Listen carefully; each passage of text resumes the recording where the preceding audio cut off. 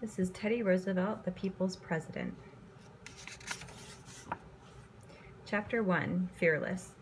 "Charge!" cried Commander Theodore Roosevelt as he led his soldiers up the mountainside. It was July 1898. The commander and his men were in the mountains of Cuba. The air was hot and sticky. They were surrounded by snakes and insects, but the commander and his men did not mind. They were strong and sure of themselves.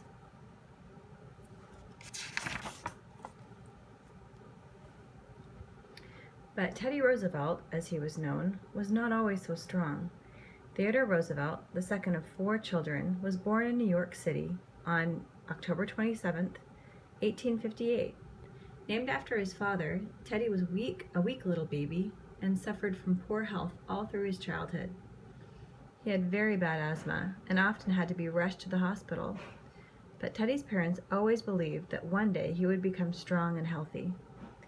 Even though he found it hard to breathe, Teddy loved to play. One day he realized he couldn't see things far away. His parents took him to many eye doctors. All of the doctors said the same thing. Teddy was nearsighted and had to wear glasses. Teddy was very upset about this, but he wore his eyeglasses every day for the rest of his life, and his round silver glasses became his trademark.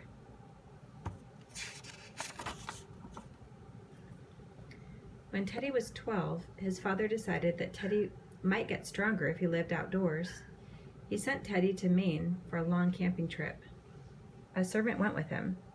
While camping, young Theodore was bothered by 2 local boys. They tormented him. Teddy was ashamed because he was too weak to fight the boys. From then on, he decided to build his body so he could fight back.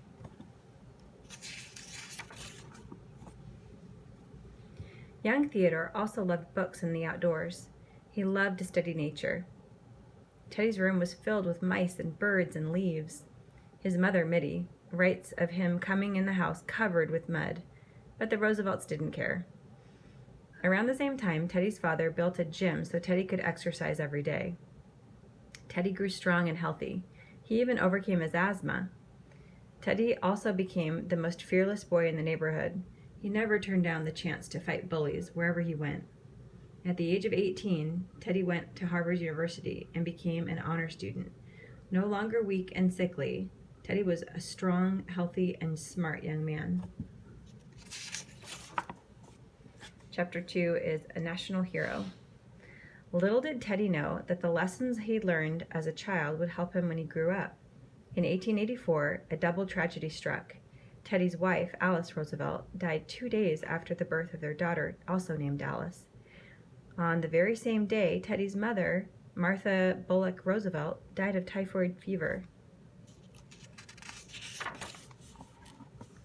It was a hard time for Teddy. He decided to go out west. There, he ran 2 cattle ranches. Teddy was most happy during this time when he was outdoors with the wind in his face. Riding his horse for 14 to 16 hours a day helped Teddy forget his loss. He hunted buffalo and wild animals. Once he even helped a local sheriff capture a band of outlaws. But once again, bad times came for Teddy. Terrible snowstorms during the winter of 1885 to 1886 killed most of the cattle. He decided that ranching was not for him and returned to New York City.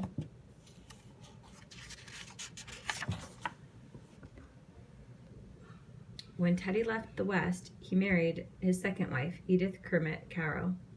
She remained by Teddy's side until he died. But soon Teddy was ready for adventure again. In 1895, he became the police commissioner of New York City.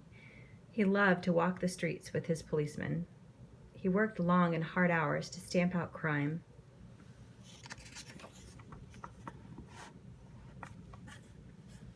But the most exciting time of Teddy's life came during the Spanish-American War, when America went to war against Spain.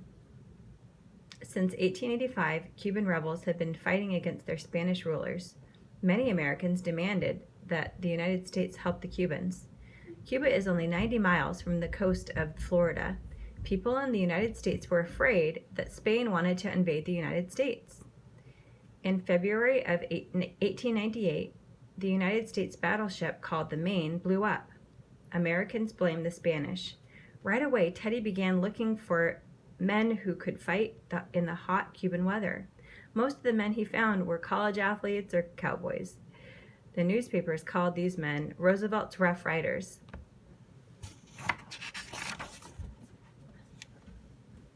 The Rough Riders fought many battles while they were in Cuba. The most famous one was at San Juan Hill. The Rough Riders fought bravely against the Spanish army. They did not wait for other soldiers to help them. On July 1st, 1898, the Rough Riders helped take over the Spanish fort of San Juan Hill. They let out the cry that had been yelled across the country, "Remember the Maine!" Teddy Roosevelt was once again called the Fearless One.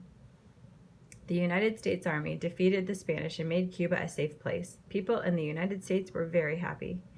They declared Roosevelt and his Rough Riders national heroes. Later that year, New York State needed a new governor.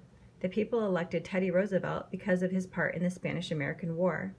As governor, Teddy said one of his most famous quotes, "Speak softly and carry a big stick, and you will go far." Teddy's popularity as governor of New York did carry him far. In 1901, he became vice president of the United States with President William McKinley. Roosevelt could hardly believe he was on his way to the nation's capital. Chapter 3, A Changing World. Just as Teddy was getting used to life in Washington, D.C., another tragedy struck. In September of 1901, President McKinley was killed. As vice president, Teddy took President McKinley's place. It was an amazing time to be president. New inventions were being created. Airplanes, automobiles, and movies were all invented during this time. Teddy Roosevelt was a popular president. He did many good things for the country, but he was also a great man and a great father. Perhaps one of the things Teddy Roosevelt is most loved for is his part in the creation of the teddy bear. One of the stories is that when Teddy Roosevelt was traveling in Mississippi in 1902, he saw a bear cub that had been captured and tied to a tree.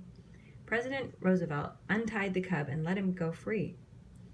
This was unheard of during a time when hunting bears was a favorite sport. Morris and Rose Mitchum of Brooklyn, New York, made a toy bear in honor of the president saving the cub. They put the bear in their shop window. Everyone who saw the stuffed toy wanted one. Soon the teddy bear became a symbol of good deeds and gained the love of children everywhere. Another famous story about Teddy involved the fun and love he had for his children. Teddy and Edith had 5 children: Theodore III, Kermit, Ethel, Archibald, and Quentin. Teddy's daughter Alice also lived with them. The children and their friends were called the White House Gang.